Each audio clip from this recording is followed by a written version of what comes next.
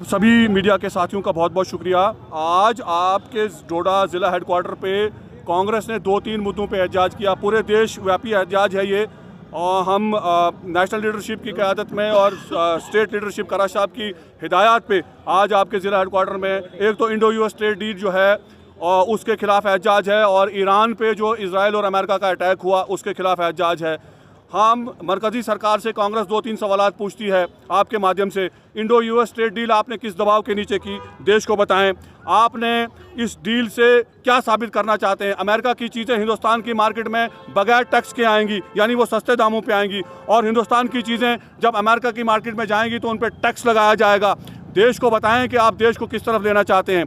आपने वो कौन सा दबाव है, वो कौन सा ऐसा प्रेशर है जिस प्रेशर के चलते मोदी जी ट्रंप के सामने झुके? क्योंकि इससे पहले एक प्रेशर माउंट किया जा रहा था, ऑपरेशन सिंदूर, अगर आपको याद है। ऑपरेशन सिंदूर के बाद ट्रंप बीच बीच में बेतुके बयान देता रहता था, और हमारी डिफेंस के खिलाफ उसने बहुत बार बोला। उसने ये तक बोला कि इतने रफाल गिरे, इतने रफाल ये हुआ, इतना हमारा नुकसान हुआ। वो आहिस्ता आहिस्ता एक माहौल उसने क्रिएट किया और एक प्रेशर उसने मोदी जी के ऊपर बनाया, और मोदी जी ने और हमारी डिफेंस मिनिस्ट्री ने तब भी मुंह नहीं खोला और अमेरिका को जवाब नहीं दिया कि हमारे कितने रफाल गिरे और कितने नहीं गिरे। हमने दुश्मन को कैसा सबक सिखाया, उसके लिए भी हमारी मरकज़ी सरकार ने ट्रंप को जवाब नहीं दिया, और उसके बाद वो प्रेशर माउंट हुआ।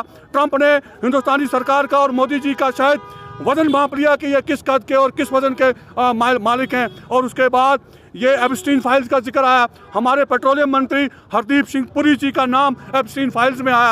एक बार नहीं आया, 65 बार आया।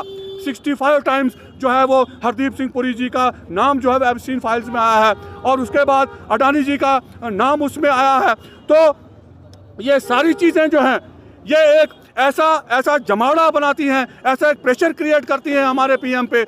जो पीएम ये कहता था कि मैं अनकम्प्रोमाइज्ड हूँ, मेरा सीना 56 इंच का है, मैं बहुत महान व्यक्ति हूँ, मैं देश को प्रगति उन्नति के रास्ते पे ले जाना चाह रहा हूँ। पता नहीं 2045 2049 का प्लान देश को बताते थे, लेकिन ट्रंप के सामने घुटने टेक दिए और एक ऐसी डील पे साइन किया जिससे हमारे किसान, हमारे ट्रेडर और हमारे डेयरी के साथ जुड़े हुए लोग हैं, उनका बहुत नुकसान होने वाला है।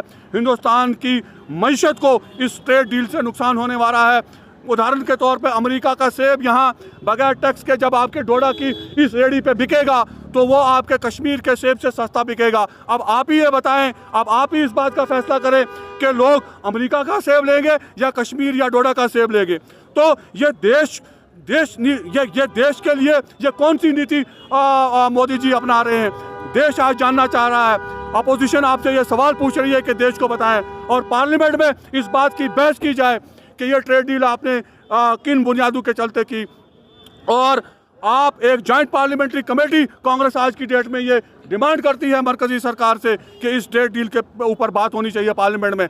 और साथ साथ जो ईरान पे वहाँ के supreme leader Ayatollah Sayyid Hussain Khamenei साहब का कत्ल जो अमेरिका ने और इजराइल ने किया, न सिर्फ उनका कत्ल किया बल्कि पूरी उस सरकार के जो इम्पोर्टेंट लोग थे सबका कत्ल किया। और वहीं नहीं रुके, वहाँ की एक स्कूल की एक इमारत जो प्राइमरी स्कूल था जिसमें 200 से 250 बच्चियाँ उस वक़्त तालीम हासिल कर रही थी, और दिन दहाड़े अमेरिका और इसराइल के बम उस स्कूल पर गिरे और 200 से 250 बच्चों का कत्ल किया गया, इंसानियत का कत्ल किया गया। तो आज हमारा प्रधानमंत्री, हमारा डिफेंस मिनिस्टर, हमारा होम मिनिस्टर, हमारा फॉरेन अफेयर्स जो हमारे लोग हैं वो एक लफ्ज़ भी बोलने को तैयार नहीं है, इस वाक़े की मजम्मत तक करने को तैयार नहीं है। तो ये कौन सी विदेश नीति है? ये कौन सी फॉरेन पॉलिसी है? ईरान हमारा 200 साल पुराना मित्र है। आप ईरान पे जो इस वक्त आफत अमेरिका और इजराइल जो इस वक्त कह डाल रहा है उसके खिलाफ आप एक शब्द नहीं बोलते हैं। तो लिहाजा कांग्रेस जो है हर ज़िला हेडक्वार्टर पे पूरे देश भर में देशव्यापी एहतजाज पे है। जब तक मोदी जी अपना मुंह नहीं खोलेंगे, हमारे डिफेंस मिनिस्टर अपना मुंह नहीं खोलेंगे, हमारे फॉरेन मिनिस्टर अपना मुंह नहीं खोलेंगे, कांग्रेस जो है वो एहतजाज करती रहेगी और आगे भी करेगी। इस ट्रेड डील के खिलाफ भी कांग्रेस खड़ी है, कल भी खड़ी थी, आज भी खड़ी है और कल भी खड़ी रहेगी। और ईरान पे जो अटैक अमेरिका और इजराइल ने किया उसके खिलाफ भी कांग्रेस खड़ी है।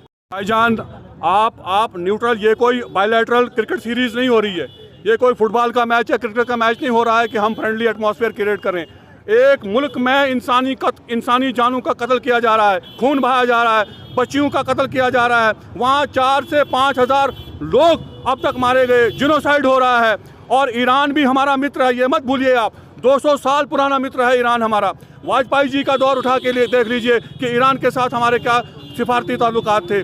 तो हम ये नहीं कहते हैं कि आप बंदूक लेके वहाँ चले जाइए और वहाँ जंग लड़िए, हम ये भी नहीं कहते हैं कि आप अपनी तोपें और अपने मिसाइल खोल दीजिए, लेकिन कम से कम आप इंसान होने का फ़र्ज़ तो अदा कीजिए, आप मरकज़ी सरकार होने का फ़र्ज़ तो अदा कीजिए, आप देश को तो रिप्रेजेंट कीजिए इंटरनेशनल कम्युनिटी में। आपके मुंह से ताज़ियत का एक लफ्ज़ अभी तक नहीं निकला, तो हम कहाँ खड़े हैं? आप विश्वगुरु अपने आप को कहते हो और विश्वगुरु कहते हो कि हम बनने जा रहे हैं, तो कौन सा विश्वगुरु? विश्वगुरु अगर आप सही मानों में बनने जा रहे हो तो फिर आप पूरी इंटरनेशनल कम्युनिटी को मैसेज दीजिए ना कि ईरान पे जो हो रहा है, इजराइल और अमेरिका जो दादागिरी कर रहा है खाड़ी में, और आज तो वो ईरान पे कर रहा है, कल किसी और मुल्क पे करेगा, परसों किसी और मुल्क पे करेगा, तो हम क्या हाथ पे हाथ धरे बैठे रहेंगे? और ट्रंप हमें कौन होता बताने वाला भैया कि आप 30 दिन तक रशिया से तेल लेते रहो? कौन होता है ट्रंप बताने वाला हमें? इसका मतलब ये है ना कि हम ट्रंप से डरते हैं, हम ट्रंप के आगे झुक गए हैं, हमारी सरकार कॉम्प्रोमाइज है, पीएम इज कॉम्प्रोमाइज। तो ये सारी चीज़ें हैं जिसके चलते कांग्रेस एहजाज पे है, और कांग्रेस मरकज़ी हुकूमत से इंडो यूएस ट्रेड डील और ईरान पे जो अमेरिका और इसराइल का अटैक हुआ उसके खिलाफ एहजाज पे है, आज भी है और कल भी रहेगी।